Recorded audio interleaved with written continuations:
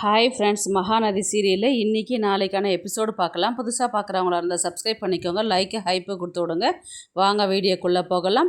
நேற்றுக்கு எபிசோடு எதில் முடிச்சிருப்பாங்கன்றது பார்த்தீங்கன்னா, காவேரி வீட்டில் எல்லா இடத்துலையுமே தேடின்னு இருப்பாங்க. சாரதா இல்லை அப்படின்னு சொல்லிட்டு கால் பண்ணியும் பார்ப்பாங்க. சுவிட்ச் ஆஃப் அப்படின்ற மாதிரி தான் வரும். அதுக்கப்புறம் பார்த்தீங்கன்னா எபிசோடு அப்படியே முடிப்பாங்க. இன்றைக்கி பார்த்தீங்கன்னா காவேரி நேற்றுக்கு நான் சொன்ன மாதிரி தான் பக்கத்தில் எல்லா இடத்துலையுமே விசாரிக்கிறாங்க. கடை தெருவில், பக்கத்து வீட்டில், கோவிலில், எல்லா இடத்துலையுமே போயிட்டு விசாரிக்கிறாங்க. அதுக்கப்புறம் விசாரிச்சுக்கிட்டே இருக்கும்போது பார்த்திங்கன்னா நைட் ஆகுது. நைட் ஆனவுடனே பார்த்திங்கன்னா கங்காவும் யமுனாவும் தான் கால் பண்ணுறாங்க. இவங்க கேட்குறாங்க, என்ன அம்மா வந்துட்டாங்களாடி அப்படின்ற மாதிரி கங்கா கேட்குறாங்க. இல்லைன்னு அவங்க ரெகுலராக போகிற இடத்துல எல்லாமே நான் தேடிட்டேன், எங்கேயுமே கிடைக்கவே இல்லை அப்படின்ற மாதிரி சொன்னதுக்கு, நாங்கள் வேணால் அங்கே வரட்டோமா அப்படின்ற மாதிரி சொன்னதுக்கு, நீங்கள் எல்லாம் இதுக்குன்னு கஷ்டப்பட்டுக்கிட்டு அங்கேருந்து வர வேண்டாம், நான் பார்த்துக்கிறேன் நான் அப்படின்ற மாதிரி தான் சொல்லுவாங்க. சரி, கங்கா என்ன சொல்லுவாங்கன்னா, எந்த தகவலாக இருந்தாலும் சீக்கிரமாக எனக்கு சொல்லு அப்படின்ற மாதிரி தான் அவங்க சொல்லுவாங்க. உடனே யமுனா என்ன சொல்லுவாங்கன்னா, அண்ணா இருந்தாலும் அக்கா நீ இந்த மாதிரி அம்மாவை பேசியிருக்கக்கூடாது, அம்மாவுக்கு நம்மளை விட்டால் வேறு யார் இருக்கிறா, அது நீ இது இவ்வளோ பேசியிருக்கிற போது அம்மா அழுதுகிட்டே எங்ககிட்ட பேசிகிட்டு இருந்தாங்க, அவங்கள பார்த்தா பாவமாக இருந்தது, என்ன மனசில் நினச்சிக்கிட்டு இருந்தாங்கன்னு தெரியல, இந்த அளவுக்கு இப்படி நீ எப்படி பேசியிருந்தா இந்த அளவுக்கு அவங்க வீட்டை விட்டு போயிருப்பாங்க அப்படின்ற மாதிரி தான் சொன்னதுக்கு, அதுக்கு காவேரி என்ன சொல்லுவாங்கன்னா, அவ்வளோ கோபமாக இருக்கிறவங்க என்ன திட்டியிருக்க வேண்டியதானடி, எப்படிடி வீட்டை விட்டு போகலாம் அப்படின்ற மாதிரி தான் காவேரி சொல்லுவாங்க. சரி, எதுவாக இருந்தாலும் எனக்கு கால் பண்ண, அப்படி கிடைச்சாங்க கிடைக்கலன்றது அப்படின்ற மாதிரி சொல்லி, இல்லைன்னா சொல்லு, நாங்கள் வேணால் தேடுறோம் அப்படின்னு சொன்னதுக்கு, அதெல்லாம் ஒன்றும் தேவையில்லை, இன்னும் 2-3 இடம் இருக்குது, அந்த இடத்துல நான் பார்த்துட்டு அதுக்கப்புறம் நான் உங்களுக்கு கால் பண்ணி சொல்கிறேன் நான் அப்படின்ற மாதிரி தான் காவேரி சொல்லுவாங்க. இவங்களும் காலை கட் பண்ணுவாங்க. அதுக்கப்புறம் இவங்க மறுபடியும் பார்த்திங்கன்னா பக்கத்தில் இருக்கிற கோவிலில் போயிட்டு விசாரிக்கிறதுக்கு பார்ப்பாங்க. அதுக்கப்புறம் இந்த மாதிரி யாரும் நிறைய பேர் வராங்க போகிறாங்க, எங்களுக்கு யாரும் தெரியாது, நீங்கள் வேணால் வேறு யார்ட்டனா கேட்டு பாருங்கள் அப்படின்ற மாதிரி தான் சொல்லுவாங்க. அதுக்கப்புறம் கொஞ்ச நேரம் யோசித்து பார்த்துட்டு, டைம் ஆகிடுச்சு, எங்கே போயிருப்பாங்கன்றது தெரியல அம்மா, நம்ம வேணால் விஜய் சார்கிட்ட வேணால் ஒரு ஹெல்ப்பு கேட்போமா அப்படின்ற மாதிரி தான் அவரும் கூட இருந்தால் எனக்கும் துணைக்கையாக இருக்கும், அம்மாவும் தேடுறதுக்கு கொஞ்சம் ஈஸியாக இருக்கும் அப்படின்னு சொல்லிட்டு இவங்க என்ன பண்ணுவாங்க, விஜய்க்கு தான் கால் பண்ணுவாங்க. கால் பார்த்தாக்கா காவேரி என்ன இவ கால் பண்ணுறா அப்படின்ற மாதிரி தான் கால் அட்டன் பண்ணுவாங்க. இந்த மாதிரி காவேரி எடுத்தோடனே அழ ஆரம்பிப்பாங்க. என்னங்க மிஸ் என்னாச்சு அப்படின்ற மாதிரி தான் அவங்க சொல்லுவாங்க. இல்லைங்க சார், அந்த மாதிரி அம்மா காணோம் அப்படின்னு சொல்லிட்டு ஈவினிங்லேருந்து எங்கெங்கே தேடினாங்க, யார்கிட்ட கேட்டாங்க அப்படின்றது எல்லாமே சொல்லுவாங்க. நீங்கள் ஒன்றும் பயப்படாதீங்க மிஸ், நான் வரேன், இன்னும் 10 நிமிஷத்தில் நாங்கள் இருப்பேன் அப்படின்ற மாதிரி தான் சொல்லுவாங்க. அங்கே வீட்டில் போய் இவர் நின்ன உடனே பார்த்தீங்கன்னா காவேரி அழுதுகிட்டே இருப்பாங்க. அவர் காவேரி அழுவுறத பார்த்துட்டு விஜய்க்கு கொஞ்சம் டச் பண்ணலாம் அப்படின்ற மாதிரி தான் போவார். அதுக்கப்புறம் கண்ட்ரோல் பண்ணிக்கிட்டு நிற்பார். அதுக்கப்புறம் பார்த்திங்கன்னா என்ன ஆச்சு அப்படின்னா, அந்த மாதிரி நான் கொஞ்சம் கோவத்தில் ஈவினிங்கை திட்டேன் சார், அதனால் அவங்க எங்கே போனாங்கன்றது எனக்கு தெரியல, நானும் நிறைய இடத்துல தேடி பார்த்துட்டேன், எனக்கு கிடைக்கவே இல்லை, அவங்க ரெகுலராக போகிற இடத்த தவிர்த்து வேறு எங்கேயாவது போவாங்களா, உங்களுக்கு எங்கன்னா தெரியுமா அப்படின்ற மாதிரி தான் கேட்பாங்க. இல்லைங்க சார், எங்கேயும் போக மாட்டாங்க, இது புது இடன்றதுனால அவங்க என்னை கேட்காம எங்கேயும் போக மாட்டாங்க, அப்படியே போகிற மாதிரி இருந்தாலும் நானும் தான் கூட போவேன் அப்படின்னு தான் காவேரி சொல்லுவாங்க. சரி, பயப்படாதீங்க, அழாதீங்க அப்படின்ற மாதிரி தான் சொல்லுவாங்க. அவங்க காரில் பார்த்திங்கன்னா அழுதுகிட்டே வருவாங்க. இவர் அவங்க கையை பிடிச்சி, ஃபீல் பண்ணாதீங்க, அழாதீங்க, நான் இருக்கிறேன், தைரியமாக இருங்க அப்படின்னும் போது அவர் கையை வச்ச உடனே இவங்க அவரை பார்த்துட்டு சரி அப்படின்ற மாதிரி தான் தலையாட்டுவாங்க. அங்கே பக்கத்தில் ஒரு ஆட்டோ ஸ்டாண்ட் இருக்குது, அங்கே வேணால் கிளம்பி எங்கன்னா போயிருப்பாங்க, நம்ம அங்கே வேணால் விசாரித்து பார்க்கலாமா அப்படின்னு சொல்லி கேட்டதுக்கு, போகலாம் சார் போகலாம் அப்படின்ற மாதிரி சொல்லுவாங்க. எல்லா இடத்துலையும் விசாரிப்பாங்க. 4-5 கடையெல்லாம் போய் ஏறி ஏறி இறங்குவாங்க. எங்களுக்கு தெரியாது அப்படின்ற மாதிரி தான் சொல்லுவாங்க. சரி, இப்போ என்ன பண்ணுறது அப்படின்ற மாதிரி தான் இவங்க 2 பேரும் காரில் கிளம்பி வந்துட்டுருப்பாங்க. அந்த ஆப்போசிட்டில் பார்த்திங்கன்னா சாரதா ஒரு பேக் எடுத்துகிட்டு கொஞ்சம் ஸ்நாக்ஸ்லாம் வாங்கிட்டு அந்த பக்கம் காருக்கு முன்னாடி கிராஸ் ஆகிற மாதிரி தான் காமிப்பாங்க. உடனே காவேரி சார் அம்மா சார் அப்படின்ற மாதிரி தான் சொல்லுவாங்க.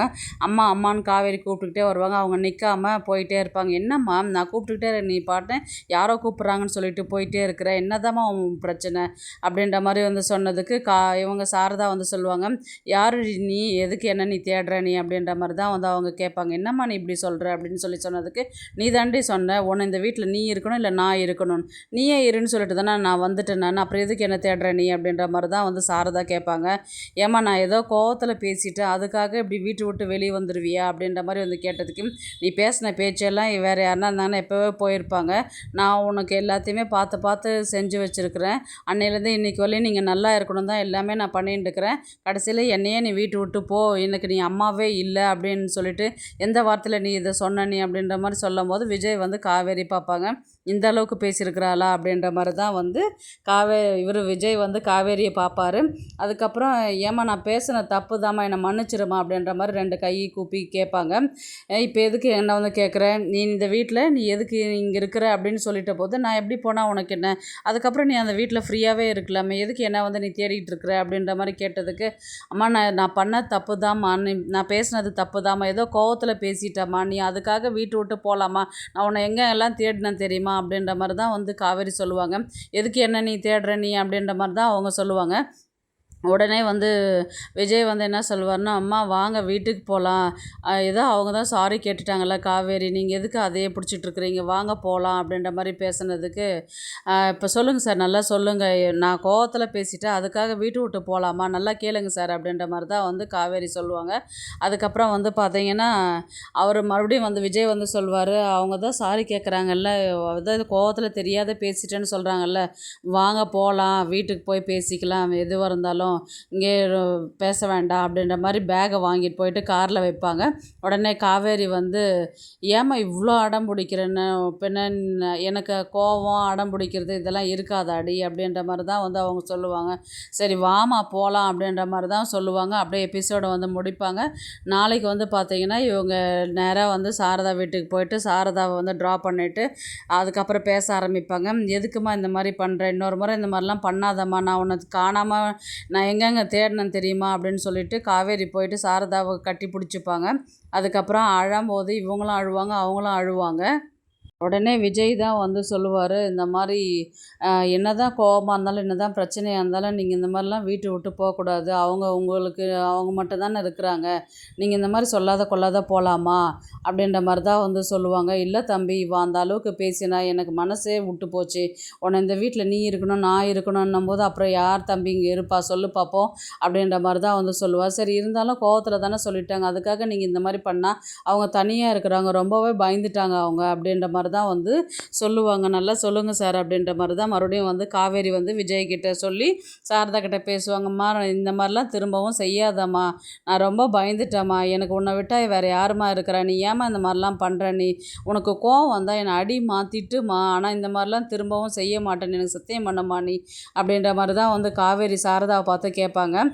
நான் இந்த மாதிரிலாம் பண்ண மாட்டேன்டி அப்படின்ற மாதிரி தான் சொல்லுவாங்க. அதுக்கப்புறம் அவங்க கட்டி பிடிச்சிட்டு அழுவாங்க. சரிங்கம்மா நான் கிளம்புறேன் நான் அப்படின்ற மாதிரி சொல்லும்போது இவங்க காவேரி வந்து ரொம்ப தேங்க்ஸ் சார், நானும் உங்களை வந்து கோவத்தில் என்னென்னவோ பேசிட்டேன், என்னை மன்னிச்சிடுங்க சார் அப்படின்ற மாதிரி வந்து தான் இவங்க சொல்லுவாங்க.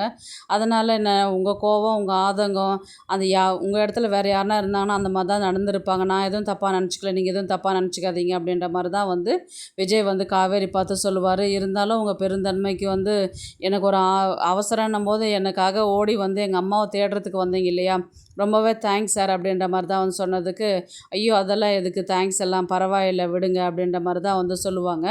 அதுக்கப்புறம் சாரி சார் மறுபடியுன்ற மாதிரி தான் கேட்பாங்க. நான் இது தானங்க பண்ணேன் நான் காலையில் அப்படின்ற மாதிரி தான் அவர் விஜய் வந்து சொல்லுவார்.